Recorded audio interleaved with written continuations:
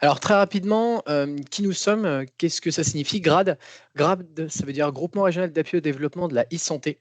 Alors pour faire très simple, en fait, on a pour mission, de déployer le numérique en santé auprès de tous les professionnels de santé, du médico-social, du social et du sanitaire. Voilà, justement pour apporter une meilleure coordination dans la prise en charge et le suivi du patient. OK, on est sur toute la région, d'accord? On rayonne vraiment sur toute la région. Moi, comme je vous l'ai dit tout à l'heure, je suis chargé d'appui, c'est-à-dire que, j'ai vraiment ce rôle de proximité, pas moi sur le 49 pour le coup, mais j'ai différents collègues sur chaque territoire, voilà, qui sont vraiment, disponibles pour vous accompagner sur la solution d'IETP. On est une structure, voilà, qui vous aide à mettre en œuvre votre projet, que ça soit du début jusqu'à la pérennisation de l'usage. Et on vous équipe aussi en outils numériques et vraiment, on vous accompagne et on vous forme à cet outil et aux différents services qu'on peut proposer. Par ailleurs, justement, dans ces services, on balaye pas mal de services, pas mal de choses. On tourne plutôt autour de 4 grands axes. Alors le premier, ça va être plutôt autour de la coordination, donc on va retrouver de la télésanté. On va retrouver un outil de parcours pour, des cas complexes, voilà, pour se coordonner autour de cas complexes. La solution d'IETP qui fait partie, de l'axe de coordination. On va retrouver le dossier communicant en cancérologie, l'outil Globule qui est une sorte de WhatsApp sécurisé. Tout ce qui va toucher à l'orientation, on va avoir l'outil via trajectoire. On va retrouver également le répertoire opérationnel des ressources, l'articulation régionale des SAMU, le résumé de passage aux urgences. Voilà, ça fait pas mal de sujets là-dessus. Tout ce qui va toucher l'accompagnement, donc c'est moi-même autour de l'usage, voilà, l'usage des différents services qu'on propose au grade. Et il y a également un accompagnement qui est fait auprès des CPTS, des MSP et des centres de soins autour de leur système d'information. Et on va avoir une grosse partie autour du Ségur du numérique avec tout ce qui va toucher au DMP, donc le dossier médical partagé, mon espace santé, messagerie sécurisée. On va retrouver également l'INS, l'identité nationale de santé. Et on va avoir un petit axe aussi également sur la cybersécurité afin de faire des sensibilisations sur ces choses. Et on va avoir également un accompagnement autour de l'ESMS numérique et de l'accompagnement avec le collectif SIMS. Voilà, donc pas mal de services. Si vous avez des questions, je ne rentre pas forcément dans le détail aujourd'hui, mais n'hésitez surtout pas à contacter directement les adresses mail ici. De toute façon, ces contacts et le PowerPoint vous seront envoyés à chacun. Alors, juste avant la petite démonstration, on voulait mettre un petit peu de contexte. Voilà, pour rappel, cette solution elle a été choisie justement par un groupe de travail, voilà, qui a été composé par différents professionnels de ETP dans la région. Donc, on retrouve dedans le CHU de Nantes, le CHU d'Angers, une CPTS, celle de la vallée de l'Anjou Bleu, l'ODEC 44, CoSanté et bien évidemment l'ARS. Ça a été spécialement co-développé pour les usages de l'ETP. OK. Et dans cette solution, en fait, on va retrouver 4 choses. On va retrouver un module de programmation pour les séances, un portail patient, où on peut venir déposer justement différentes pièces, un module de visioconférence avec un outil de création de contenu pédagogique, ce qui va permettre de créer des formulaires, créer des courriers, des activités. Et bien évidemment, un outil de reporting où, pour le coup, on pourra faire ressortir des statistiques. Voilà pour le petit laus. Et ce que je vous propose, c'est qu'on parte directement sur la démo. Alors, cette solution, hop là, cette solution d'IETP, en fait, pour y accéder, c'est directement via un lien, d'accord? C'est via internet. Vous avez juste besoin d'avoir un lien et pour vous connecter, en fait, on peut directement utiliser, le mode identifiant mot de passe, d'accord? On peut se connecter également pour, certains professionnels via carte CPS et également ICPS, d'accord? Donc vous n'êtes pas limité en termes de connexion. Une fois que vous êtes connecté à cette plateforme, vous arrivez directement sur l'outil d'IETP. Ce que je vous propose pour que ça soit un petit peu plus concret, c'est de se mettre un cas, on va dire un cas simple, voilà, un cas réel, où pour le coup, voilà, on va faire une prise en charge bateau d'un patient. Donc on va vraiment démarrer du début et on va aller jusqu'à la fin à la visio. OK? Alors l'outil du ETP, comment ça se passe? On va imaginer voilà, qu'on a créé un patient. Donc ce patient-là, on va le retrouver directement dans la brique dossier patient. Dedans, on va retrouver les différents patients qu'on suit, voilà notre file active à nous. Si on fait attention, il y a différents noms qui ressortent et certains noms voilà, se répètent de loin l'un, de loin l'un, de loin l'un. Il faut savoir que pour une même identité, un patient peut être intégré dans différents programmes. OK, ça c'est possible. Hop. Si moi, je vais dans mon programme qui me concerne, je vais retrouver ma file active directement. Moi, je vais aller chercher Jean. Voilà, c'est mon patient que je suis. Quand je clique dessus, j'arrive directement dans mon dossier patient. Le premier onglet dans lequel j'arrive, c'est la fiche identité. Donc là, on va retrouver justement les différents noms, prénoms, toutes les informations liées à son identité. Dans ces différents onglets, il y en a un en particulier qui va être super intéressant. Ça va être l'onglet parcours. Justement, ça va mettre en lumière directement tout son parcours. Qu'est-ce qui se passe, qu'est-ce qui a été programmé. Vraiment, on retrouve l'essentiel dans cet intitulé parcours. Dedans, qu'est-ce qu'on retrouve? Là, pour le coup, je vois justement que j'ai un bilan initial qui a été programmé. Finalement, il a été fait le 17-10. Voilà, finalement, je me rappelle que c'est moi qui l'avais fait. Qu'est-ce que je retrouve? Je retrouve un formulaire qui a été rattaché justement à ce bilan initial. Il faut savoir que ce formulaire-là, il a été créé en amont, d'accord? Et j'ai décidé justement de le mettre dans ce bilan initial. Donc, il a été créé, il a été mis dedans. Si je clique dessus, je peux directement le consulter. Donc là, pour le coup, je vois tous les commentaires que j'avais renseignés. Donc voilà, dans l'ensemble, j'avais écrit tout. Bon, c'est parfait. Je peux le relire. Je peux le corriger au besoin. Et je peux venir l'enregistrer à la fin si finalement j'avais des corrections à apporter. Donc là, il est bien renseigné ici. C'est parfait. Au vu de ma relecture sur le bilan initial, j'ai remarqué que on avait décidé avec le patient que sur le coup, dans les différents ateliers qu'on propose, il y a seulement l'atelier 1 qui va l'intéresser. Donc à ce moment-là, en fonction de son choix, je peux venir sélectionner l'atelier en cliquant sur choix des ateliers. Donc je sais que c'est juste l'atelier 1 qui l'intéresse et qui nous intéresse pour le coup. Il a juste besoin de ça. Je le sélectionne, j'enregistre. Et à ce moment-là, il vient se mettre directement dans son parcours. Donc là, je vois bien qu'il apparaît et je vois bien dans son statut qu'il est à programmer. Donc, j'ai plus qu'à le programmer par la suite. Juste avant de le programmer, je me rends compte que le bilan initial, pour le coup, c'est bien spécifié présence à préciser. Je pense pour le coup à venir éditer les présences et mettre justement que le patient a bien été présent à cette séance. C'est quoi l'intérêt de le faire? L'intérêt, c'est déjà dans un premier temps de mettre à jour son parcours. Donc, on voit bien que son bilan a bien été réalisé.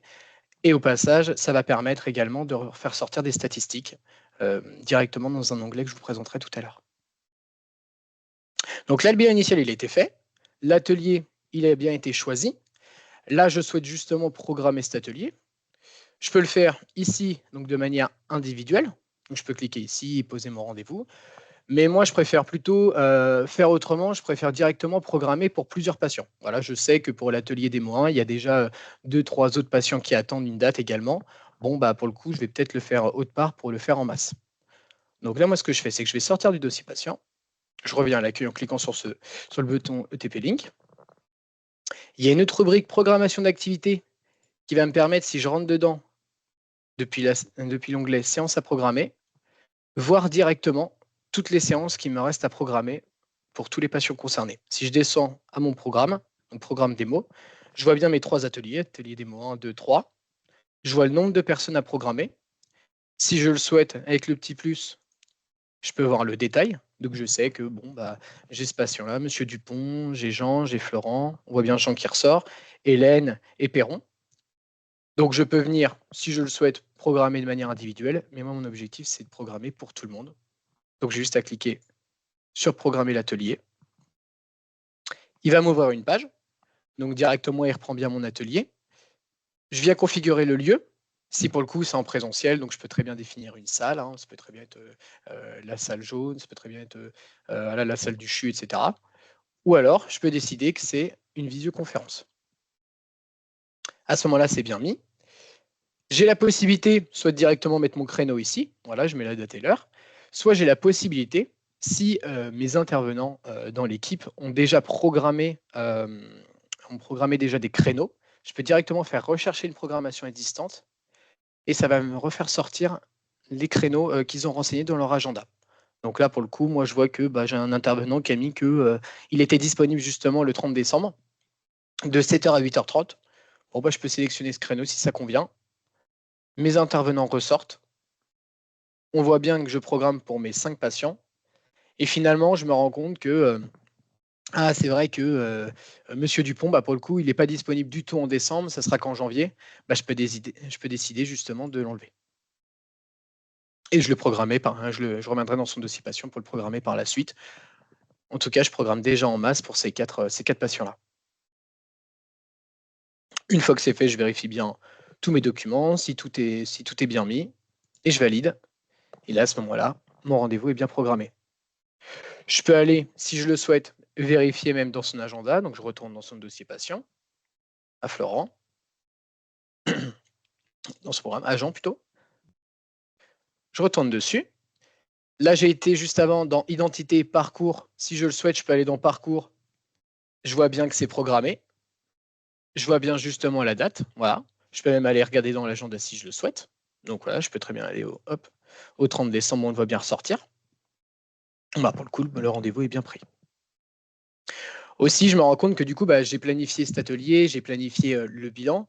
Bon, bah, peut-être qu'il faudrait que j'informe le médecin traitant. Ça serait bien que je lui envoie un petit mail, un petit mail sécurisé. Et ben, je peux directement le faire depuis cette interface-là, depuis impression. J'ai mon courrier qui ressort, courrier médecin traitant, inclusion programme ETP. Donc ça, c'est un courrier que j'ai configuré en amont et que je suis venu justement mettre à disposition dans le dossier. Et là, dans mon courrier, bah, je retrouve bonjour docteur, votre patient Jean, né le nanin, a été inclus dans le programme d'éducation thérapeutique. Donc ça, ce courrier-là, je l'ai fait de A à Z et j'ai plus qu'à l'envoyer directement par MSS. Voilà. Donc tout est programmé. J'ai informé le médecin traitant que pour le coup, il est inclus dans le programme d'IETP. J'ai fait la plupart des actions depuis le dossier. J'ai la possibilité, donc là pour le coup, le rendez-vous est prévu le 30 décembre. Il faut savoir qu'il y a un rappel, d'accord, qui va prévenir justement par mail le patient pour lui rappeler, voilà, vous avez bien votre rendez-vous le 30 décembre. C'est un rappel de 2 jours qui est modifiable. Vous pouvez directement le paramétrer depuis votre structure, dire que bah, voilà, vous souhaitez des rappels à 5 jours, à 6 jours, etc. Et vous pouvez même modifier le corps du message. Donc voilà pour cette partie-là. Donc j'ai programmé mon rendez-vous, j'ai mis que c'était une visio, j'ai plus qu'à attendre le 30 décembre. Depuis l'outil d'IETP, il y a d'autres briques. Donc on a vu ces deux petites briques. Il y en a une autre qui est assez intéressante, c'est la brique suivi d'activité. Alors à quoi elle sert cette brique suivi d'activité? Elle va permettre justement de ressortir les différentes statistiques. Hop, je vous montre sur cette capture. Différentes statistiques en fait liées aux indicateurs ARS. Donc on va retrouver différentes informations avec voilà, quatre rubriques synthèse patient, activité intervenant médecin traitant. Dedans, on va retrouver les différentes informations que vous renseignez en fait de manière automatique. Et c'est possible justement de ressortir par la suite voilà, des statistiques, des graphiques. Là, par exemple, on peut retrouver le nombre de bilans initiaux réalisés, de séances collectives réalisées. On va retrouver même des camemberts avec la répartition des bilans initiaux, la répartition des ateliers. Et même retrouver également le nombre de présences par atelier que je vous ai montré tout à l'heure. Donc ça c'est des indicateurs qui ressortent automatiquement et que vous pourrez réutiliser. Aussi également, il existe une petite rubrique module budgétaire. Alors l'intérêt justement, c'est pour des, voilà, des intervenants un peu externes, peut-être des patients experts même, de venir justement ressortir des notes de frais, voilà, éditer justement toutes ces prestations. Je peux vous montrer, à titre d'exemple, justement une note de frais qui peut être ressortie depuis l'outil. Voilà, donc on va retrouver directement différentes informations que vous avez renseignées, voilà, avec le nom du programme, combien de séances il a réalisé et la valeur totale de l'action. Et ça ressort du coup une note d'honoraire assez propre en PDF.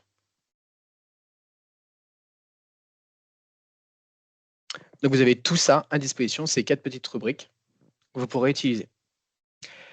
Alors là, pour le coup, moi je vous ai montré cette vue, d'accord? Une vue plutôt complète. On retrouve vraiment toutes ces rubriques. On retrouve même la possibilité de venir configurer et de paramétrer justement l'outil d'IETP. Donc avec les formulaires et les courriers que je vous ai cités tout à l'heure. Il faut savoir qu'il existe une autre vue, une vue beaucoup plus simple, qui va permettre justement, hop, je vous l'affiche, une vue vraiment. Alors, la première vue, elle va servir vraiment à paramétrer, configurer l'outil. Vraiment, ça a vraiment cette essence même là, même de programmer les activités, etc. Alors que pour le coup, cette vue-là, qui est beaucoup plus simple, elle va vraiment avoir pour objectif juste de programmer, avoir une vue beaucoup plus centrée justement sur le patient. Donc pour le coup, vous voyez, on retrouve juste vraiment quelques petites rubriques, dont l'agenda, le dossier patient. Globalement, vous retrouvez les petites fonctionnalités, mais vous ne rentrez vraiment pas dans le paramétrage en tant que tel de l'outil. Donc il y a ces deux vues qui existent là. Il existe aussi quelque chose depuis le dossier patient. Il est possible de configurer ce qu'on appelle un espace patient. Tac, je vous l'affiche également. Donc voici l'interface que peut avoir le patient. Si vous le souhaitez, vous pouvez lui créer un espace patient où vous pouvez déposer justement différents documents, que ce soit des supports, des liens internet, des documents, quelque chose à compléter. Vous pouvez vraiment tout déposer depuis son espace. Et à chaque fois qu'il complète quelque chose depuis cet espace, vous êtes alerté via des petites notifications. Il faut savoir qu'il a également, comme vous le voyez, un petit bouton ajouter un document. Il peut également déposer des documents que vous pourrez récupérer directement depuis l'espace patient. Depuis le dossier patient plutôt. Voilà, j'ai fait le tour globalement sur l'outil d'IETP pour ce côté-là. Ce que je vous propose, c'est qu'on passe sur la petite visio. Donc là, c'est l'affinité de tout à l'heure. Donc on avait tout programmé. J'arrive pas à le passer. On avait tout programmé tout à l'heure. On avait bien mis notre rendez-vous le 30-12. Donc là, on va partir du principe qu'on est au rendez-vous. On est dans la visio. Donc justement, pour aller dans cette visio, on se connecte d'abord donc côté animateur. Donc du côté de l'animateur, il va directement dans son agenda. Il clique sur son rendez-vous et il a juste à aller cliquer sur le bouton rejoindre la séance visio. Donc ça va lui ouvrir une petite interface justement où il va pouvoir configurer tous ses périphériques, caméra, micro, etc. Donc là voilà, il arrive directement dans la visio. Côté patient, il a eu son rappel de rendez-vous quelques jours avant et le jour J, il a juste à consulter le mail qu'il a reçu et cliquer sur le bouton rejoindre la séance vidéo. Une fois qu'il clique dessus, pareil, il a aussi la petite page intermédiaire pour configurer les périphériques. Et puis il est connecté directement. Depuis ce module de visio, il y a plusieurs fonctionnalités. Donc vous allez retrouver après le micro, la caméra, le partage d'écran, la possibilité de lever la main, d'enregistrer également la séance au besoin, et la possibilité bien sûr de quitter la réunion ou de mettre fin à la réunion pour tous. J'y reviendrai tout à l'heure. À droite, on retrouve les petites vignettes patients, d'accord, où on peut justement voir l'état de connexion du patient avec cette petite gommette. Donc déjà, c'est un indicateur en lui-même, la gommette verte. Vous pouvez avoir la gommette rouge du coup qui montre que son réseau est pas terrible. Ça permet de savoir des fois si on n'arrive pas à bien comprendre le patient. Ça permet d'avoir cet indicateur en plus. Il y a également la possibilité avec les 3 petits points à droite de pouvoir gérer le volume sonore du patient et également de couper son micro au besoin s'il n'arrive pas à le couper. Pareil, que ce soit côté intervenant ou côté patient, il y a la possibilité de notifier qu'on souhaite prendre la parole. Donc à ce moment-là, il y a un indicateur, il y a le nom qui apparaît ici, il y a la petite main en haut à droite et à gauche qui permet justement d'alerter qu'on souhaite prendre la parole.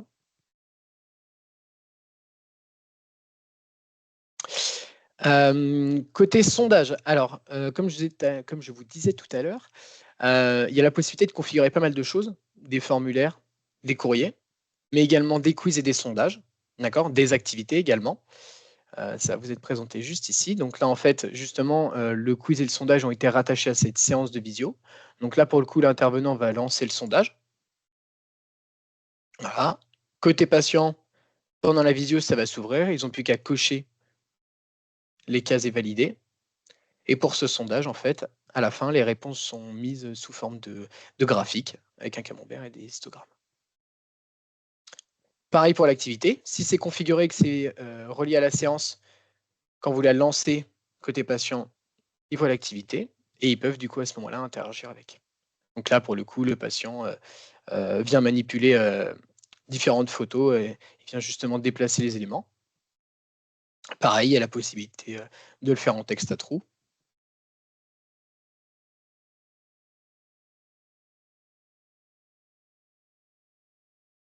En plus de ça, il y a la possibilité de le faire en mode carte à retourner.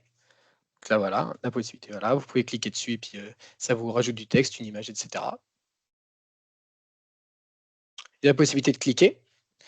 Sur un lien directement qui vous emmène sur une vidéo, ça peut très bien vous emmener également sur un autre site internet, et cetera. Et là pareil, c'est aussi des cartes à retourner. Alors pour le coup, le patient, il a beaucoup manipulé sur l'activité, mais il y a également un tableau blanc qui existe, hein, ou même l'activité, en fait, on peut leur donner accès. Donc juste ici, justement, là, c'est côté intervenant. Vous avez un petit cadenas en haut à gauche. Quand vous le déverrouillez, ça permet justement au patient justement de pouvoir manipuler, donc mettre du texte, mettre un post-it, pouvoir mettre des formes. Donc là, pour le coup, l'intervenant va venir poser une question et à ce moment-là, le patient va pouvoir, la petite barre, s'afficher, va pouvoir répondre au questionnement, de l'intervenant.